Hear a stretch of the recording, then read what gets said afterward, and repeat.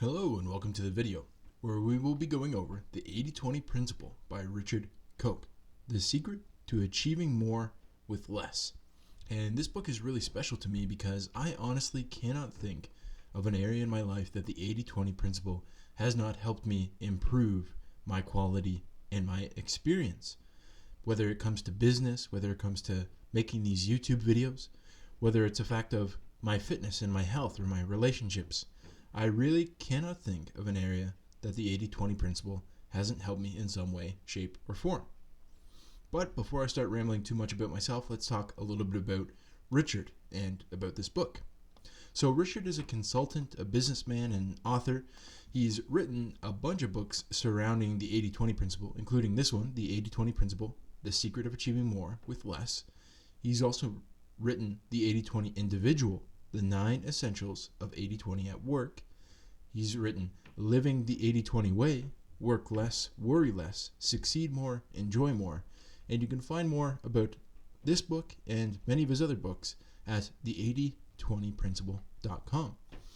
He's got an entertaining and practical applications of all the 80-20 principles in his books. Specifically in this one, I find it really interesting because Richard is obviously a doer. He's an action taker. He's a consultant, a businessman, and an author. So he's really living these principles, and that's exactly who we should be listening to. He's really the 80-20 guru of our day and age, is what I would say, because this concept has been around for quite a while. In fact, we'll talk about how it was actually discovered in the 19th century by a man named Wilfred Pareto. But really what this is Richard retelling it in the framework of today, through business, through relationships that are happening today, just basically using it as a lens to view how we live our lives today. And one of the best quotes that I pulled out of the book is the 80-20 principle, like the truth, can make you free. You can work less. At the same time, you can earn more and enjoy more. The only price is that you need to do some serious 80-20 thinking. So the 80-20 principle, it actually states that 20% of our efforts leads 80% of the results. And it's also known as, we talked about before, the Pareto principle, or the principle of least effect, which you might have heard about, you may have heard it called those things before, and it's essentially the same thing. It's incredibly powerful when it's applied to a number of different areas. Specifically, we can talk about business, relationships, learning, success, sales, marketing. You really can apply this principle to almost anything. And that's what we talk about quite a lot on this channel, is not talking about hacks, tips, or tricks, but we're talking about principles that we can live our lives by and that are effective in many different areas. They have an effect that's almost fractal across all areas of our life. And the 80-20 principle is a great example of that specifically. And we'll even talk about that a little bit more in this point of it's everywhere. So one of the quotes from the books goes, 80-20 thinking requires and with practice enables us to spot the few really important things that are happening and ignore the mass of unimportant things. It teaches us to see the wood for the trees. And so much when we're talking about self-improvement, we're talking about productivity, we're talking about time management, so much of it is to hack out the things that are not important, to spend more time on the things that are really important, and let some of the unimportant things fall by the wayside. That's our highest leverage. So we'll talk about Wilfred Pareto, the man who actually found this principle and how he found it. He was an Italian economist who studied wealth and income distribution in the 19th century in England. During his studies, he realized that the majority of the land and wealth was controlled by a minority of the individuals. So you can see where the principle came from. It says, in fact, 80% of the wealth was owned by 20% of the people. When he tested this principle, he found that this is not only held true in almost all other countries, but also in his garden, where 20% of the pea pods yielded 80% of the peas. Now, since Wilfred noticed the 80-20 principle in economics and in gardening, other experts have identified it in many other fields. For example, 20% of the criminals do 80% of the crime, and 20% of the motorists cause 80% of the accidents. 20% of married individuals, it says 80% of the accidents, but that's a mistake. That's 80% of the divorces. And 80% or 20% of your carpet probably gets 80% of the wear, and 20% of the streets get 80% of the traffic. So what I would say to you in this point is just to look around. Where do you notice the 80-20 principle currently in your life? You might want to think about opening your awareness to where you're spending your time. Are you spending your time on something 80% of the time that's giving you 20% of the joy in your life, for example? Look at your income. Where are you making that income? Are you spending 80% of your time making your income in ways that are only 20% effective? Or are you doing the vice versa? Are you already living the 80-20 principle? Who do you spend your time with? Are you spending 80% of your time with people who only give you 20% of the happiness in your life? And what about what you're reading and you're learning? Are you spending 80% of your time learning the things that are only 20% effective when it comes to your education and your reading and your learning? We'll talk about a lot of these things as it pertains to application, which is the next point in our mind map on the 80-20 principle. So application, what we're going to talk about here is 20% of what we do leads to 80% of the results, but 80% of what we do leads to only 20%. So we are wasting 80% of our time on low value outcomes. And you can see what we're going to talk about during this application point is how can we spend more time at that 20%?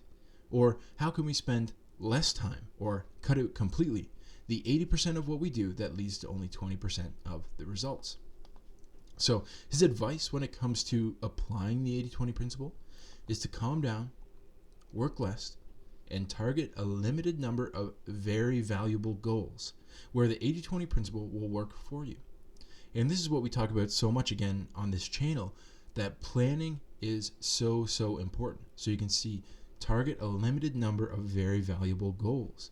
And having a goal is so important. Quite often we are just kind of running around like a chicken with our heads cut off, trying to accomplish all of the things that are in front of us, kind of playing a game of whack-a-mole with our lives, as opposed to having that set of a limited number of very valuable goals, and then using the 80-20 principle to be able to achieve them.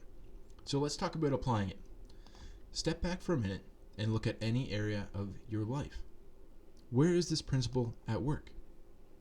Can you see the 80-20 principle at work in your income? Can you see it at work in your relationships? Can you see it at work in your business? Can you see it at work in the way that you spend your time? And how can you maximize the amount of time that you are spending on the 20% that's producing 80% of the results? And then after you do that, how can you minimize the amount of time that's spent on the 80% that produces the 20% of the results? Now, Koch talks a lot about working less and getting more, and that's kind of the theme of the book. And that's tends to be what I like to do as well. I like to limit my amount of working hours and get the maximum amount of results from those working hours. That's how I tend to work the best. But some of you might want to keep in mind that you can work the same amount of time, or the same amount of time that you are working currently, and you can get 5 times more done just by doing the math, by cutting out the 80% and focusing only on the 20%. So after we've talked about application a little bit, I would implore you to go through the different areas of your life that you find important, that are meaningful to you, and look at how you can apply this principle, and not be afraid to cut out some of the 80% that is only giving 20% of the results, and not being afraid to focus deeply on that 20%. It might feel scary in the beginning, but we'll talk about being unreasonable a little bit later, and that's going to help you move through that fear that you might have around spending a lot more time on the 20%. So now we're going to dive deep and talk a little bit about how you can apply the 80-20 principle to your business. Now, it doesn't just apply to business, but this is how I'm going to show you exactly how you can use that application framework that I talked about before when it comes to your business. And you can apply this the same way in many different areas of your life. So he says that the 80-20 principle suggests that your strategy is wrong. If you make most of your money out of a small part of your activity, you should turn your company upside down and concentrate your efforts on multiplying this small part. So if you are, let's say, a coach or a consultant, and 20% of your clients are giving you 80% of the results, they're giving you 80% of the income, they're giving you 80% of the referrals, and etc. You should focus the majority of your time on those clients, and you should fire the rest. find more clients like the 20%, and repeat. So 20% of products usually account for about 80% of the dollar value sales. So do 20% of the customers. 20% of the products or customers usually account for 80% of an organization's profits. And I can tell you that this is absolutely true in all 3 or 4 of the businesses that I've started since I started my entrepreneurship journey. It definitely is true. It also is true in a different way, that 20% of your clients are going to give you 80% of the headaches, and those are the ones that you should be looking to get rid of. It can most certainly be true that you make at least 80% of your profits and cash in 20% of your activity and in 20% of your revenues. The trick is to work at which 20%. So you can see that this really ends up being fractal, especially in the business realm, where 20% of your revenues, right? He's not talking about not 20% of your profits. He's saying that 20% of your clients are giving you 20% of the revenue, or 20% of the net revenue, 20% of the revenue. And then 20% of that revenue is giving you 80% of the profits. So you want to look deeper and deeper, and this is kind of the essence of The One Thing by Gary Keller. Now he goes on to say that executives may suspect that some customers and some products are more profitable than others. But when the extent of their difference is provided, they are likely to be surprised and sometimes dumbfounded. And as I can definitely attest to this, before I knew about the 80-20 principle, I didn't really have a good handle on where my money was coming from. And ever since I implemented a spreadsheet in order to be able to look at where my income's coming from based on how many hours I'm working on a certain thing, I've been able to really 80-20 my business and focus on the things that are going to be producing the most revenue for me. So a little bit more application when it comes to business. Do you currently know where your revenue is coming from? And if you don't, can you set up some sort of a spreadsheet or some sort of an application to be able to find it out? And do you know where you're spending your time? So you can really figure out how much your time is worth by putting your revenue over top of the time that you're spending on the revenue. And then you should find that out. Start cutting out the 80% that is not only giving you 20% of the results, or if you put it this way in business, start cutting out the 80% that is giving you the smallest returns. And then double down on the 20% that is giving you the highest amount of returns. Or you could just enjoy your free time. So I'll put it into the lens of this YouTube business. This principle is a huge part of me building this YouTube business that you're noticing. And it informs multiple different areas of my work here. It informs what books I choose to review. I don't choose to review 80% of the books out there because I think most of them are not very valuable, putting it nicely. 20% of the books that are ever produced are really, really valuable, and those are the ones that I'm going to focus on. And with my mind mapping process, only about 20% of the points in any book are going to be important to me and my audience. So I try and make sure that during my mind mapping process, I only focus on the 20% that is the most valuable and actionable information. And it's also what I decide to include in my courses. From these books, I develop my self-coaching course. And from these books, only about 20% of the 20% that happens to be in the mind map is included in my self-coaching course. So you can see it really is fractal, and you can really distill down what is truly, truly important. And also it's 80-20 of how I spend my time. I try and make sure that the maximum amount of time that I spend is spent providing valuable content for you. Because that's the 20% that is going to be helping me grow this YouTube business. Now I could spend much more time advertising my videos. I could spend more time doing outreach for potential collaborations and etc. But I've decided that providing super valuable content is going to be what helps me the most in the long run, and that's what I've chosen to focus on.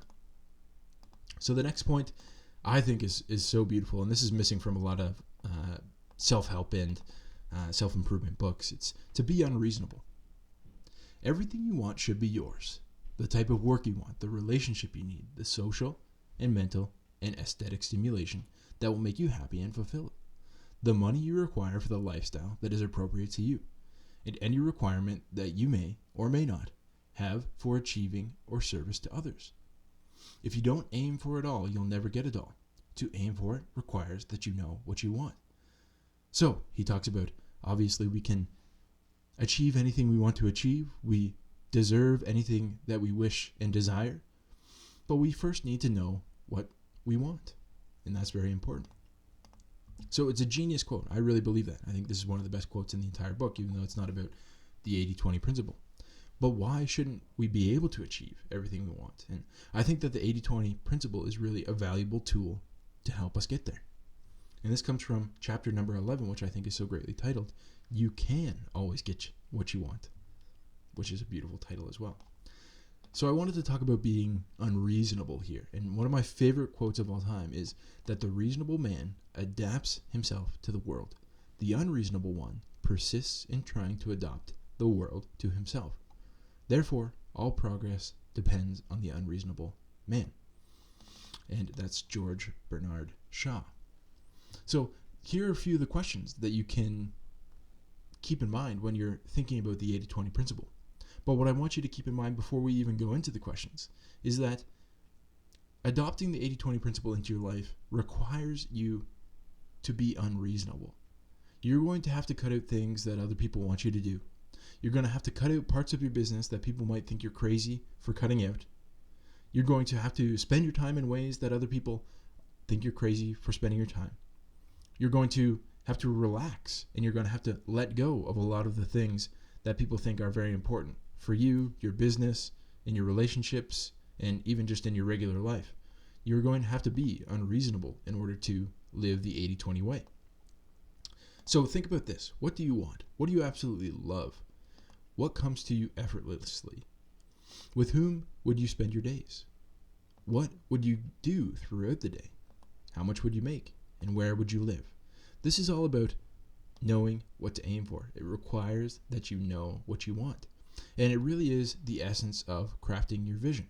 If you know anything about the Robert Dilts model that I talk about quite a lot on this channel, you'll know that crafting your vision is the first and most important step in the process of determining your life. And with my self-coaching course, this is the first thing that we go over. One of the cornerstones to success that most people miss. They don't even know what they want to achieve before they set out down the path.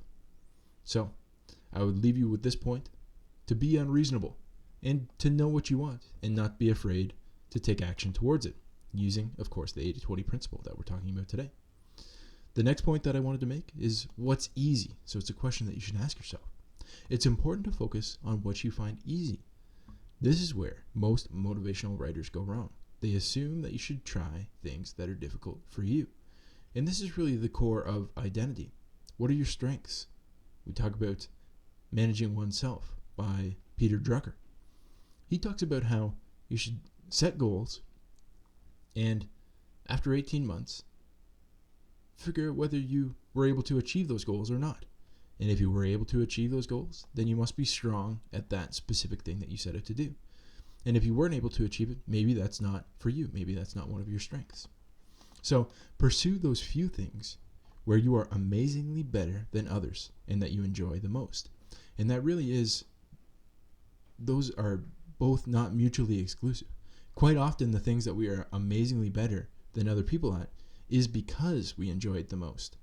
And because we enjoy it the most, we become amazingly better than other people. So this is a quote from Martin Seligman. He says, "I do not believe that you should devote overly much effort to correcting your weaknesses.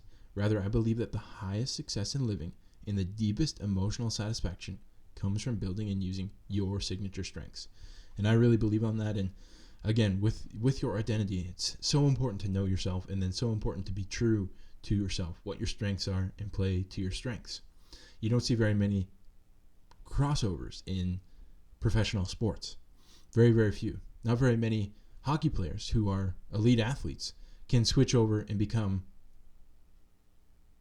soccer players who are also elite athletes. They're both very, very good at their own respective sports, but they aren't able to cross over. And the few athletes who have been able to do it didn't perform to their highest level in both areas. So another quote says, "You are the best you. You will always be the second best anyone else." And this one I speaks so much to me because I see so many people out there living their lives from someone else's identity. They've let someone else craft a vision for them, and then because someone else has crafted their vision, they then have to become someone other than themselves in order to fulfill that vision. You have to be really careful where your programming is taking you. Think about this. What is your vision for your life? And is that your true vision? Or is it a vision that someone has sold to you or someone has told to you? So it's important to find your passion. And these two questions will really help you look for it. What do I enjoy doing the most? And what am I amazingly better at than other people? And that's a great place to start. From your identity, you'll be able to find what your true vision should be. And I think that this part right here, what's easy, it also, again, it's fractal. You can spread this across many different areas of your life. You can spread it across business. You can spread it across fitness. You can spread it across your diet. You can spread it across relationships and etc. Really looking for what's easy in every area of your life is what you should be doing. Now, I'm not saying be lazy. I'm saying what's easy to you. What might be difficult to other people, but is easy to you. That's what you should be looking for.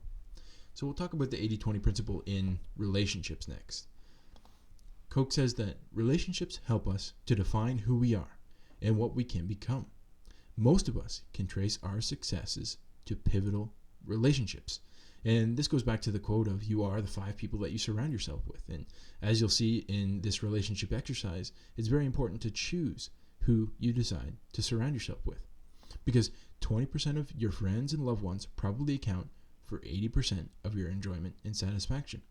This is true with business relationships and personal relationships.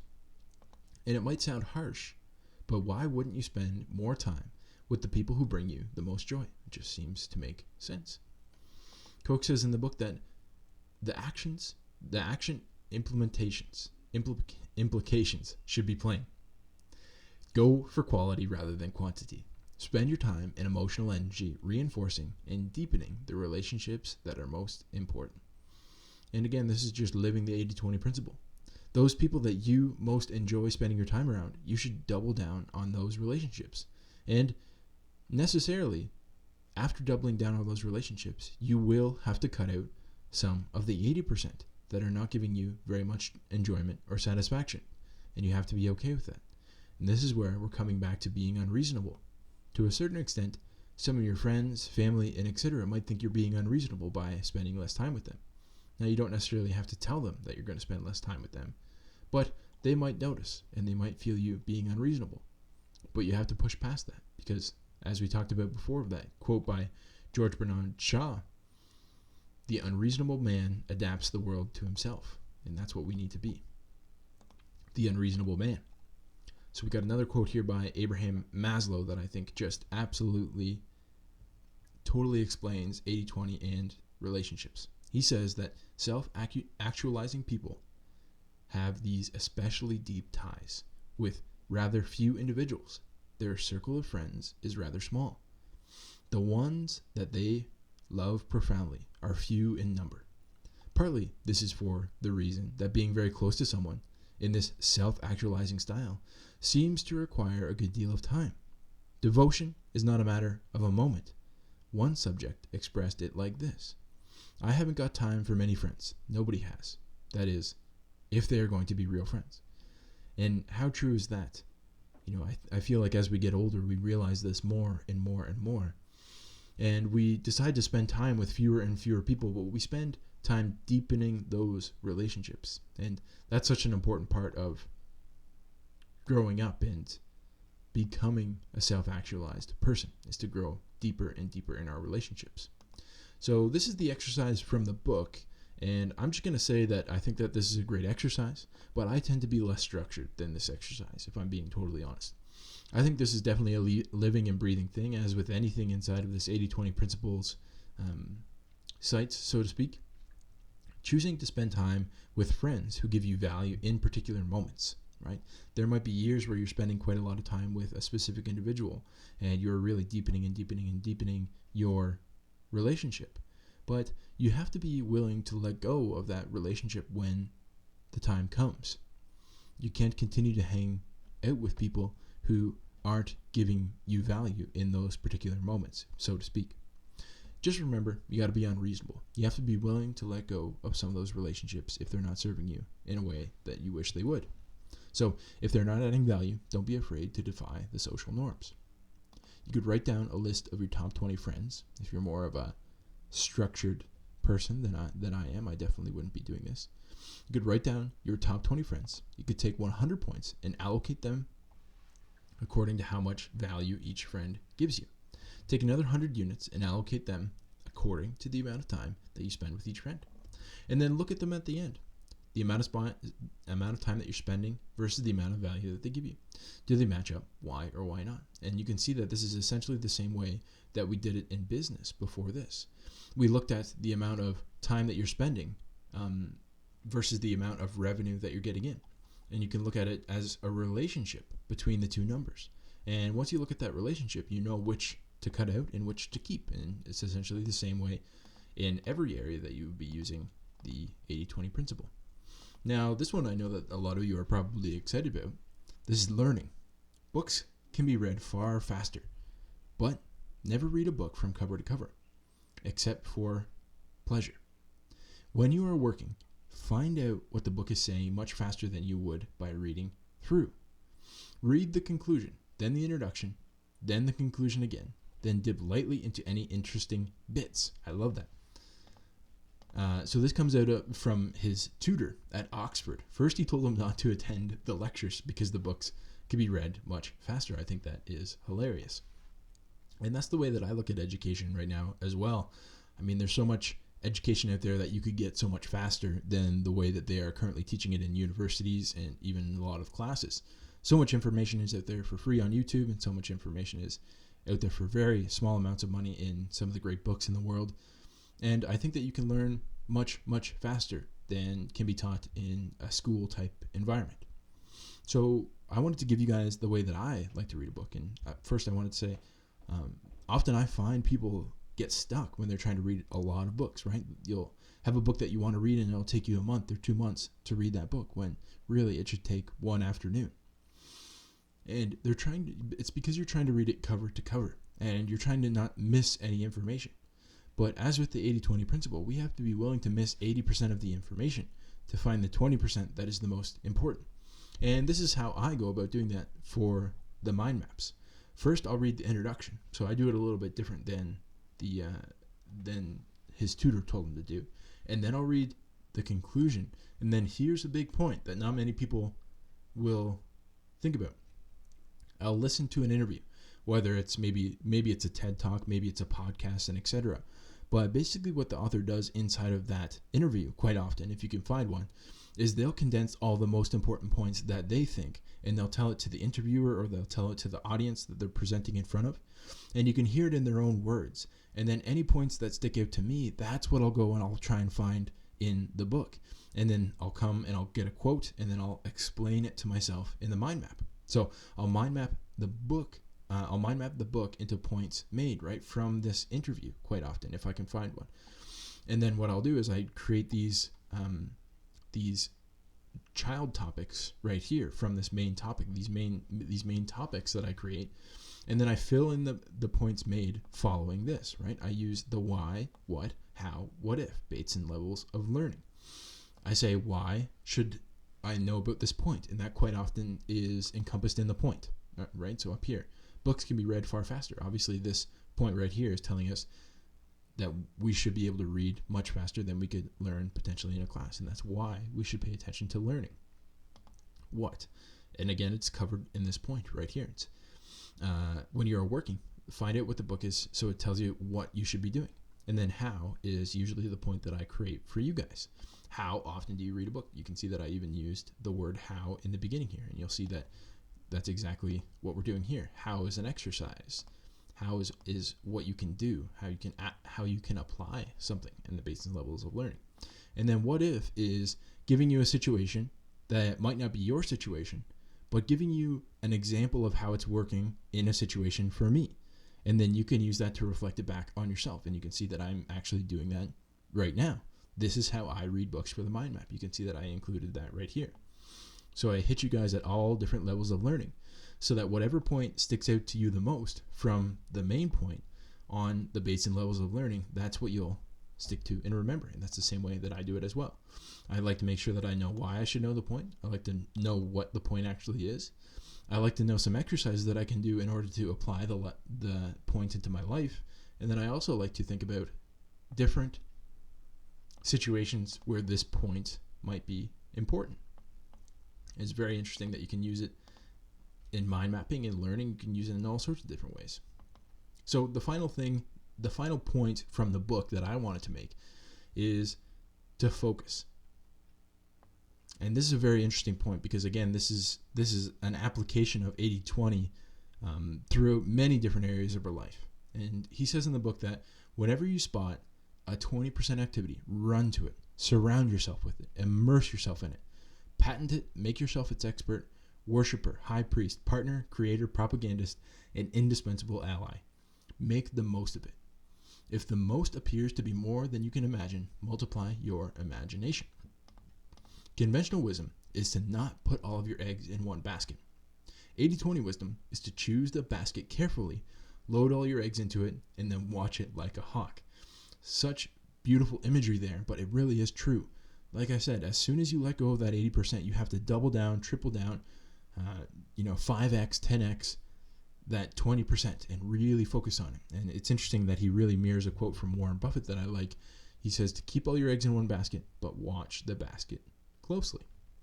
And what I wanted to ask is, are you hedging? Are you hedging your bets?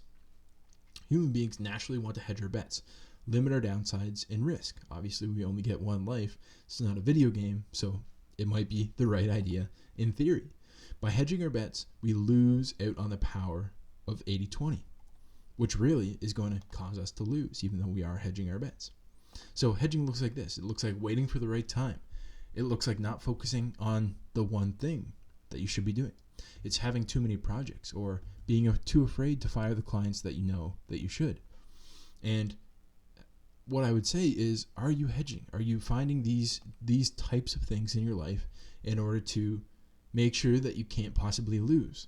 But in the process of that, are you actually losing because you're not being able to win at the 80-20 principle? And instead of hedging your bets, what you could do instead is obviously discover what you're passionate about. Exactly like we talked about in What's Easy. Focus your energy. That's exactly what we talked about in application, focusing your energy.